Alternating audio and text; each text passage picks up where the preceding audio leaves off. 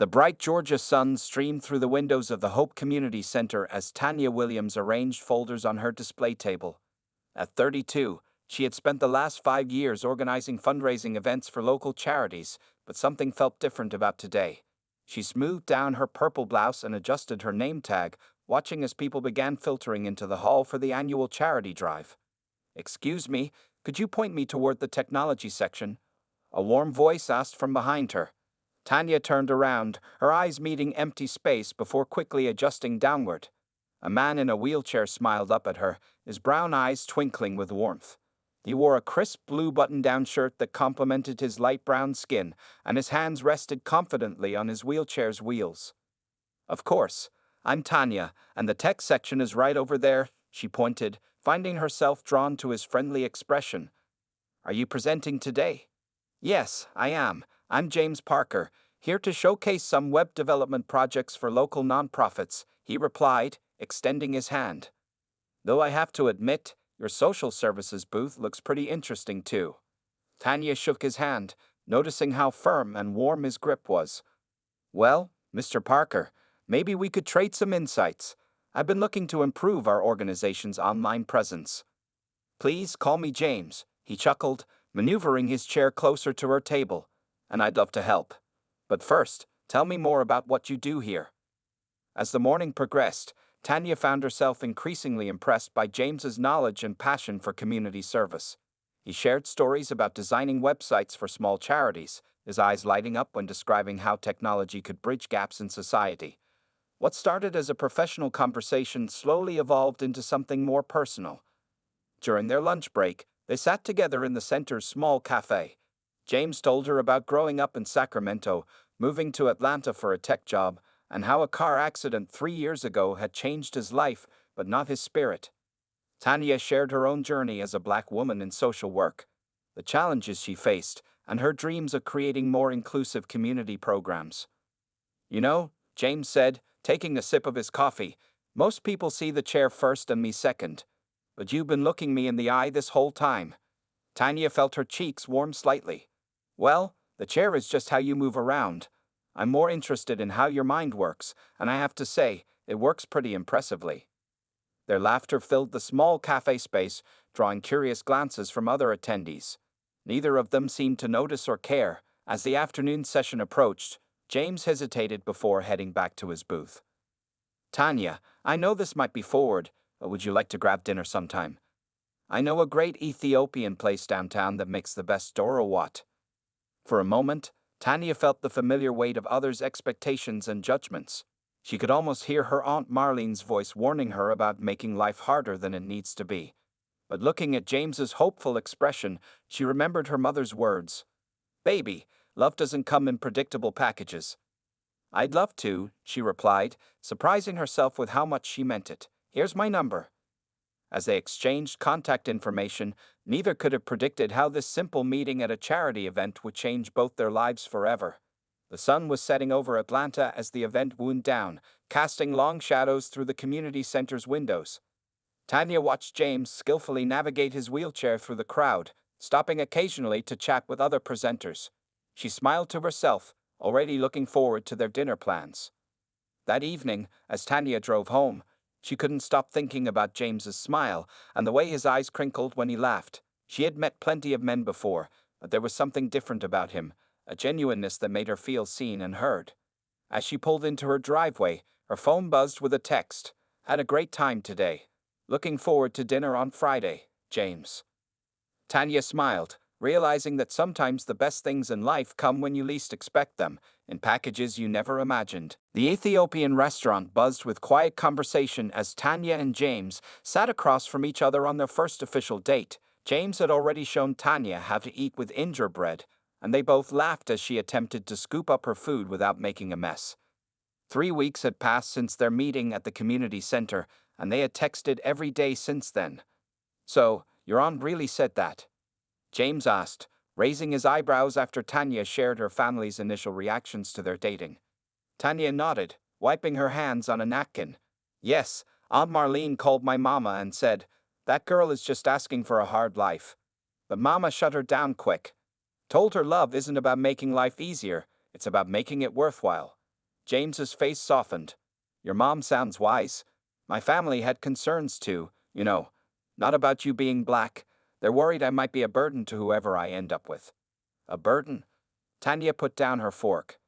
James, I've seen you manage a full-time job, volunteer work, and somehow still find time to text me funny memes at midnight.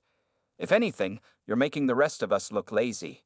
Their laughter drew warm glances from nearby diners, but neither noticed. As their dates continued over the next few months, they fell into a comfortable rhythm. James showed Tanya his favorite spots in the city, places he had carefully researched for accessibility. Tanya introduced him to her weekly family dinners, where her mother Gloria immediately took to him, especially after he offered to upgrade her ancient computer system for free. However, not everything was smooth sailing. One Saturday afternoon, while they were shopping at the mall, an elderly woman approached Tanya while James was in the restroom. "You're such a kind soul," the woman said, patting Tanya's arm. "Taking care of him like that. Are you his nurse?" Tanya felt her chest tighten with anger, but kept her voice steady. "No, ma'am, I'm his girlfriend, and he takes care of himself just fine." Later that evening, as they sat in James' adapted van in front of Tanya's apartment, she finally broke down and told him about the incident. "Hey," James said softly, reaching for her hand. "People are going to say stupid things. They see what they expect to see. But you know what I see? I see a beautiful, successful woman who could date anyone she wants, choosing to be with me." Tanya turned to face him. "James Parker, don't you dare act like I'm doing you a favor. You're brilliant, funny, and one of the most capable people I know. The wheelchair? That's just your ride." That night marked a turning point in their relationship. They began to face external challenges as a united front. When Tanya's coworker made a thoughtless comment about James's disability, she calmly educated them about ableism. When James struggled with self-doubt about their future, Tanya reminded him of all the ways they complemented each other. 6 months into dating, they faced their biggest test yet. James got offered a promotion that would require extensive travel. He almost turned it down, worried about the logistics and not wanting to burden Tanya with helping him navigate new cities. "Don't you dare reject that offer," Tanya said when he told her about his concerns. "We'll figure it out together. Besides, I've always wanted to travel more." As they sat on James's couch that evening, planning how to make the new job work, Tanya realized something important. Love wasn't about finding someone perfect or someone who made life easier. It was about finding someone who made every challenge worthwhile, someone who turned obstacles into adventures. James looked up from his laptop where he was researching accessible hotels. "What are you thinking about? You got that smile on your face." "Just thinking about how glad I am that you asked for directions to the tech section that day," Tanya replied, leaning over to kiss him. Outside, Atlanta's skyline twinkled against the dark sky, a reminder that sometimes the best views come after climbing the steepest hills. For Tanya and James, each barrier they broke down only made their foundation stronger. 1 year into their relationship, James sat in his apartment, nervously checking his phone every few minutes. Everything had to be perfect tonight. He had spent weeks planning this moment, and now his hands trembled slightly as he adjusted his tie in the mirror. The ring box felt heavy in his jacket pocket. A simple but elegant diamond set in rose gold, just like Tanya had once mentioned she loved. The sound of keys in the door made his heart jump. They had exchanged keys months ago, and Tanya often came over after her Thursday evening counseling sessions. But tonight was different. Tonight would change everything. "James?" Tanya called out as she entered. She stopped short, her mouth forming a small O of surprise. The apartment was transformed. Tiny white lights twinkled everywhere, creating a soft, magical glow. The dining table was set beautifully, with her favorite flowers, purple orchids, in the center. "Welcome home," James said softly, wheeling towards her. He had practiced this moment countless times, making sure he could move smoothly while holding the wine glasses he now offered her. "What's all this?" Tanya asked, accepting a glass. She was still in her work clothes. A neat black skirt and purple blouse, but to James, she had never looked more beautiful. "Can't a man surprise his girlfriend?" He smiled, trying to keep his voice steady. "Dinner's almost ready. I made your favorite, that shrimp pasta from our first home-cooked meal together." As they ate, James kept watching Tanya's face, memorizing every detail. The way her eyes crinkled when she laughed at his jokes, How she always tucked her hair behind her ear when she was happy. He had practiced his speech 100 times, but now all the carefully planned words seemed to float away. After dinner, James suggested they move to the balcony. The Atlanta skyline sparkled before them, and a warm spring breeze carried the scent of blooming jasmine from the potted plants Tanya had helped him arrange months ago. "Tanya," James began, his voice soft but clear, "before I met you, I thought my life was set in stone. I had accepted that some things would always be harder, that some dreams weren't meant for me anymore."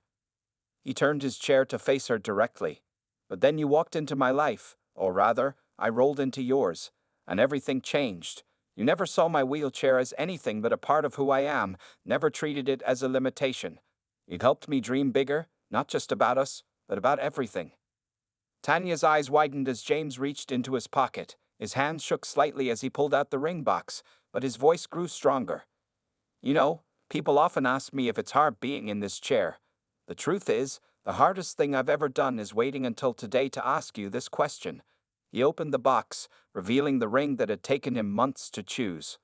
"Tanya Williams, would you do me the extraordinary honor of becoming my wife?" Tears rolled down Tanya's cheeks as she looked at the man before her. This brilliant, kind, determined man who had captured her heart so completely. "Yes," she whispered, then louder, "Yes, James Parker, I will marry you." James's hands trembled as he slipped the ring onto her finger. It fit perfectly, just like they did. Tanya knelt down to kiss him, not caring that her tears were falling on his jacket. From inside the apartment, they heard cheering. Tanya looked up in surprise to see their families emerging from the guest room, her mother Gloria wiping tears, her father beaming, and James's parents hugging each other. James had arranged for everyone to be there, hidden, waiting to celebrate with them. "I hope you don't mind," he said, grinning. "I wanted our families to share this moment."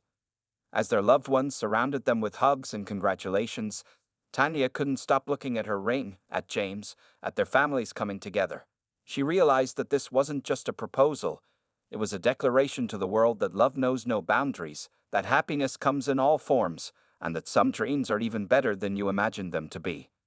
Under the starlit Atlanta sky, surrounded by the people they loved most, Tanya and James began the next chapter of their story, one they would write together, wheel by wheel, step by step, love by love. The wedding planning started with excitement, but Tanya and James quickly discovered it wasn't going to be as simple as they hoped. They sat in their fifth venue of the week, watching the manager's face change from welcoming to concerned as she realized one of them used a wheelchair. "Well, we do have a ramp," the manager said hesitantly, "but it's around the back, through the kitchen." Tanya squeezed James's hand under the table. "I'm sorry, we're looking for a place where my future husband can enter through the front door like everyone else." As they left the venue, James looked thoughtful. "You know, we could just have a small ceremony in your mom's backyard." "No way," Tanya replied firmly. "We're going to have the wedding we want, not the wedding other people think we should have. Besides, Mama would never forgive us if we didn't have a proper ceremony." That evening, as they sat in James' apartment looking through wedding websites, Tanya's phone buzzed with a message from her best friend Lisa. "Oh," Tanya exclaimed, sitting up straighter. "Lisa says her cousin just got married at the new Carter Convention Center. It's completely accessible, with modern amenities and a beautiful view of the city." The next day, they visited the Carter Convention Center. The moment they entered, both knew this was their place. Wide doorways, smooth floors, and elegant ramps that were part of the architecture, not afterthoughts. The event coordinator, Michael, treated them like any other couple, focusing on their vision rather than their challenges. "The dance floor is completely level," Michael explained, "and we can arrange the tables any way you'd like. Plus, our bathrooms are all accessible, and there's plenty of space for everyone to move around comfortably." But just as one problem was solved, others arose. The first wedding dress shop Tanya visited with her mother and bridesmaids turned into a disappointing experience. "You know," the consultant said in what she probably thought was a helpful tone, "you might want to consider a shorter dress. It would be easier with the situation." Tanya's mother Gloria stepped forward before Tanya could respond. "The situation is that my daughter is marrying the love of her life. Now, either show us your best dresses, or we'll take our business elsewhere." They eventually found the perfect dress at a boutique owned by a black woman named Marie, who understood both their vision and their needs.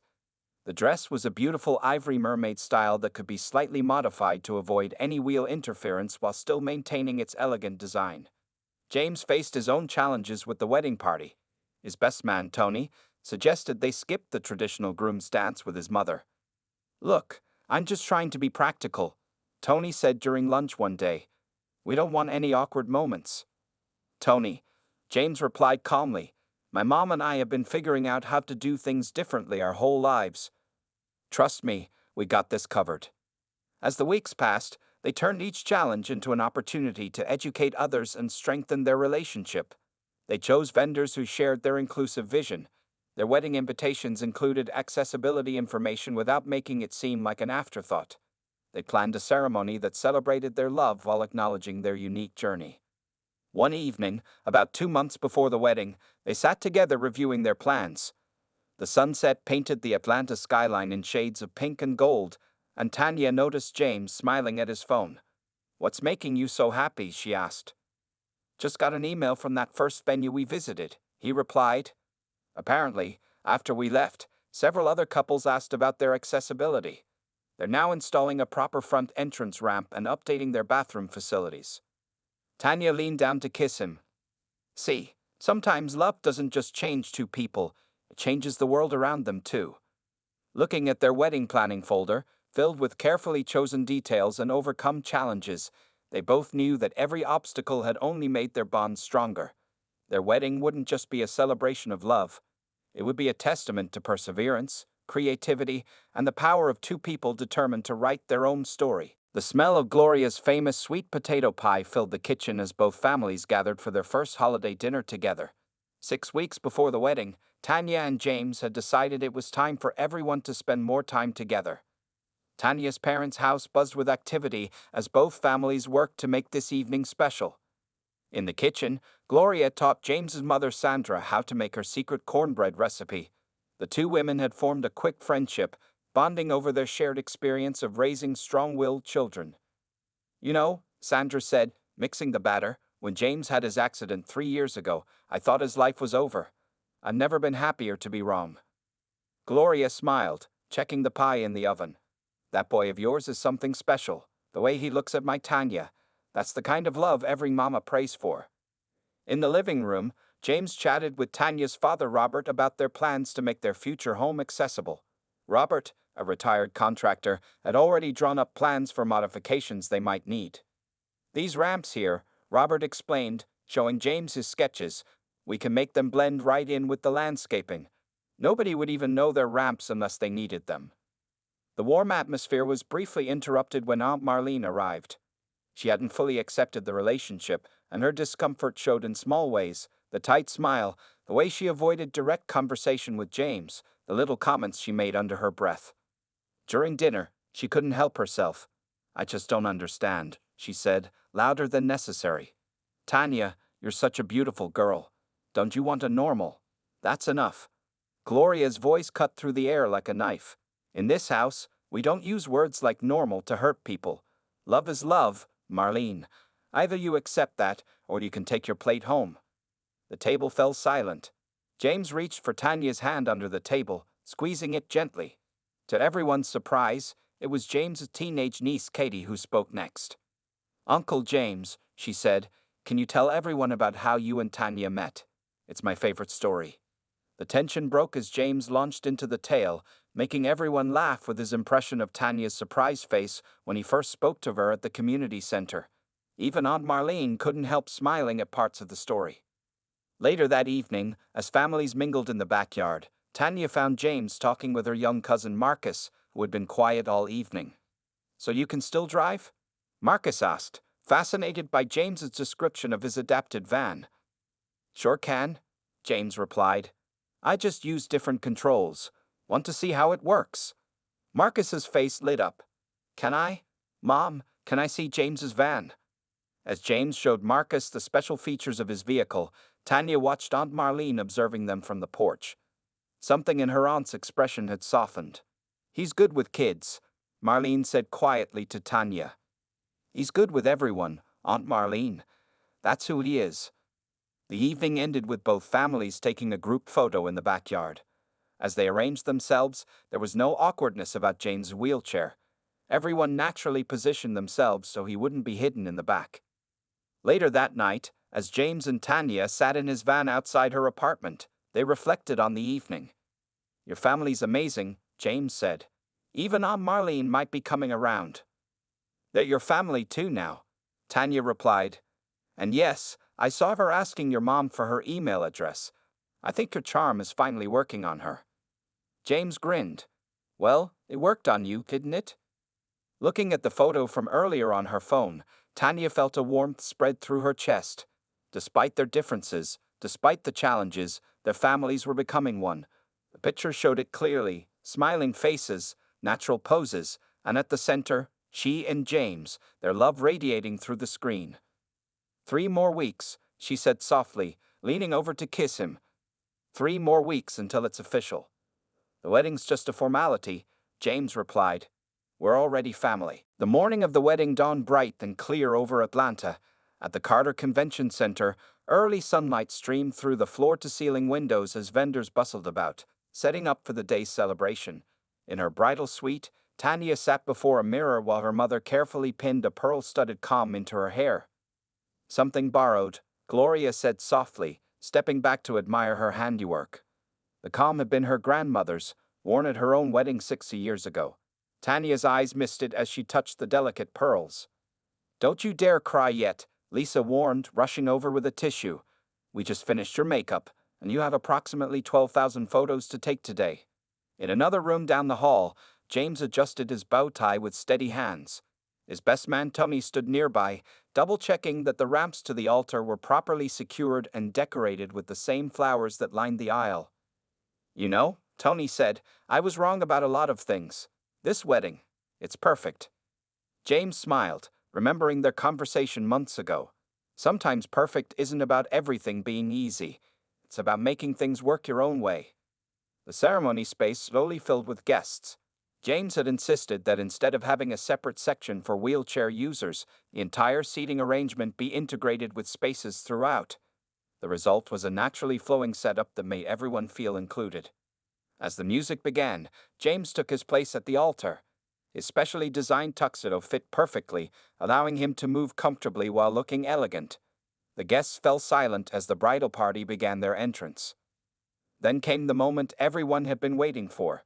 The doors opened, and Tanya appeared on her father's arm. Her dress, the one they had carefully chosen with Marie, seemed to float around her. The ivory fabric caught the light, making her glow as she moved down the aisle.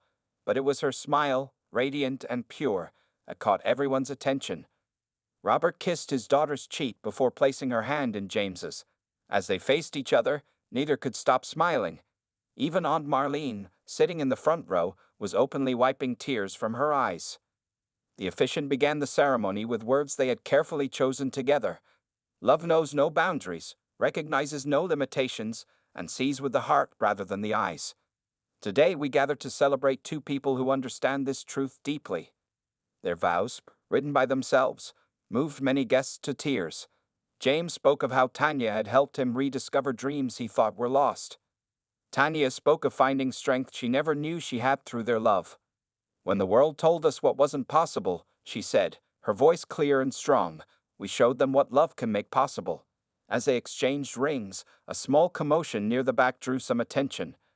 An elderly couple had arrived late, and the woman was the same one who had mistaken Tanya for James's nurse at the mall months ago. She watched now, her hand over her heart, as love proved her assumptions wrong. "By the power vested in me," the officiant announced, "I now pronounce you husband and wife. You may kiss the bride." Tanya leaned down slightly. James reached up, and their lips met in a kiss that represented not just their love, but their triumph over every obstacle they had faced together. The room erupted in applause and cheers. As they made their way back down the aisle, rose petals showered down on them. James' wheelchair had been decorated with elegant ribbons and flowers that matched Tanya's bouquet, making it part of the celebration rather than something to be hidden. In the reception area, guests found their tables marked with names of famous couples who had overcome societal barriers to be together. At each place setting, instead of traditional favors, There were donations made in the guests' names to organizations promoting accessibility and inclusion. Standing in the doorway before their grand entrance, Tanya and James took a moment to themselves. "Ready, Mrs. Parker?" James asked, his eyes shining. "More than ready, Mr. Parker," Tanya replied, "but just wait until you see what's coming next." James raised an eyebrow, not knowing that Tanya and his physical therapist had been secretly preparing a surprise that would make this reception unforgettable. The reception was in full swing at the Carter Convention Center. Fairy lights twinkled overhead as guests enjoyed their dinner, and the DJ had just announced that it was time for the couple's first dance. A hush fell over the room as James wheeled onto the dance floor with Tanya by his side, looking radiant in her wedding dress. "Ladies and gentlemen," the DJ announced, "please welcome Mr. and Mrs. Parker for their first dance." The opening notes of "At Last" by Etta James began to play, their chosen song. Guests pulled out their phones to record what they assumed would be a sweet moment of Tanya dancing next to James's wheelchair, but they were about to witness something extraordinary. James looked up at his new wife with a mysterious smile. "Remember when I was gone for those extra physical therapy sessions?" Tanya nodded, thinking he meant his regular appointments. Then, to everyone's astonishment, James pressed a button on his wheelchair.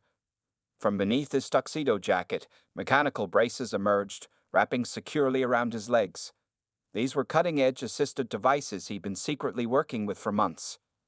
"James?" Tanya's voice trembled as she realized what was happening. "What are you?" With careful movements and the help of the braces, James began to rise from his wheelchair. A collective gasp echoed through the room. Tanya's hands flew to her mouth, tears already streaming down her face. James's mother Sandra gripped her husband's hand, while Gloria and Robert watched in awe. Using the braces for support, James stood at his full height for the first time since Tanya had known him. He was taller than she had imagined, and his eyes now looked directly into hers. He held out his hand, just as they had practiced during those secret sessions with his physical therapist. "May I have this dance, Mrs. Parker?" Tanya could barely speak through her tears but placed her hand in his. The braces allowed James to sway gently, and together they began to move to the music. It wasn't the kind of dance that would win competitions. It was slow, careful, and supported by groundbreaking technology. But to everyone watching, it was perfect. "I can't believe you did this," Tanya whispered as they moved together. "How long have you been planning it?" "Since the day you said yes," James replied softly. "I wanted to give you this moment, not because we needed it, but because I wanted to share every possible kind of dance with you." Around the dance floor, there wasn't a dry eye in the house. Lisa was openly sobbing while trying to film. Tony stood with his mouth open, now understanding why James had insisted on extra physical therapy sessions. Even Aunt Marlene was crying, clutching her handkerchief to her chest. As they danced, James explained how he worked with a specialized medical team to learn to use the braces. It had taken months of secret practice, countless falls, and determination that would have broken most people. But James had kept going, thinking of this moment. "You didn't have to do this," Tanya said, squeezing his hand. "You know I love you exactly as you are." "I know," James smiled. "That's why I wanted to do it. Because you never asked me to be anything other than myself. You gave me the courage to try things I never thought possible." As the song came to an end, James carefully sat back in his wheelchair, and the room erupted in applause. But he wasn't done surprising everyone. He gestured to the DJ, who started playing an upbeat song. "Now," James announced with a grin, "who's ready to see some wheelchair dancing? Because my wife and I have been practicing that too." The dance floor quickly filled with guests as James and Tanya showed off their carefully choreographed moves, proving that love and dancing come in many beautiful forms. Their wedding reception had become more than a celebration. It was a testament to the power of love, determination, and the joy of breaking boundaries together. Later, as videos of their first dance spread among their friends and family, it wasn't just the standing moment that moved people. It was the joy on their faces, the love in their eyes, and the reminder that sometimes the greatest surprises come from believing in someone completely. 6 months after their unforgettable wedding, Tanya and James Parker sat in their newly renovated home, surrounded by morning sunlight streaming through large windows. Their house had become a perfect blend of accessibility and style, thanks to Robert's clever designs and their own creative touches. "Have you seen this?" Tanya asked, holding up her phone during breakfast.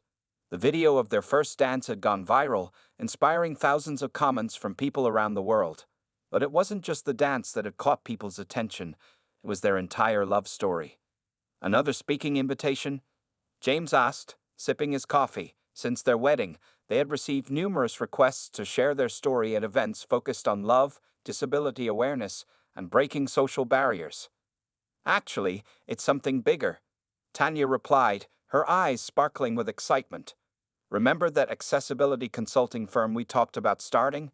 The mayor's office wants to hire us to review all public buildings in Atlanta. They want to make the city more inclusive. Their wedding dance had unexpectedly launched them into advocacy roles they hadn't planned for but now embraced wholeheartedly. James continued his work in web development, but also started mentoring other people with disabilities in tech. Tanya had expanded her social work to include programs specifically supporting interracial and disabled couples. Their home had become a gathering place for friends and family. Every Sunday, they'd hosted dinner parties where people from all walks of life came together. Aunt Marlene, who had once been their biggest skeptic, was now their most frequent visitor. "You know what I love most about your home?" she said one Sunday evening, watching James and Tanya work together in the kitchen. "It's how everything just flows naturally. Nothing looks like it was adapted. It just looks like it belongs." The same could be said for their relationship. What others might have seen as accommodations, they saw as just another way of doing things. When James had business trips, Tanya didn't help him travel. They traveled together, navigating new cities as a team. When Tanya had tough days at work, James didn't just listen. He helped her develop new programs to address the challenges she saw. One afternoon, while they were gardening in their accessible backyard garden, another of Robert's brilliant designs, a young couple stopped by. The woman was black, like Tanya, and her partner used a wheelchair, like James. "We saw your video," the woman said shyly. "We've been dating for 6 months, but our families—" "Come in," Tanya smiled, recognizing their own past struggles in this couple's eyes. "We have quite a story to share with you." As they sat in their living room, sharing experiences and advice, James and Tanya exchanged knowing looks. Their love story had become a beacon of hope for others, proving that true love knows no boundaries. Their influence spread beyond their immediate community. The assistive technology James had used for their first dance had sparked interest from medical researchers. They were now working with a team to make the technology more accessible and affordable for others. Tanya's social work programs have become a model for other cities looking to create more inclusive community services. "Remember when you thought you were just getting directions to the tech section?" Tanya teased James one evening as they looked through their wedding photos. "Best wrong turn I ever made," James replied, pulling her close. "Though I still say I knew exactly where I was going." Their home office wall displayed their wedding photo alongside pictures of them speaking at events, working with community groups, and celebrating life's small moments. Each image told part of their story, not just of love between two people, but of how that love had rippled outward, changing their community and inspiring others. As they settled into their evening routine, James working on his latest web project while Tanya reviewed case files, both felt a deep sense of contentment. Their marriage wasn't just about proving others wrong or overcoming obstacles. It was about showing the world that love, in all its forms, deserves to be celebrated. "You know what?" Tanya said, looking up from her work. "I think we're just getting started." James smiled, knowing she was right. Their story would continue to unfold, inspiring others and breaking down barriers, one day at a time. Because true love doesn't just change two people, it changes the world around them.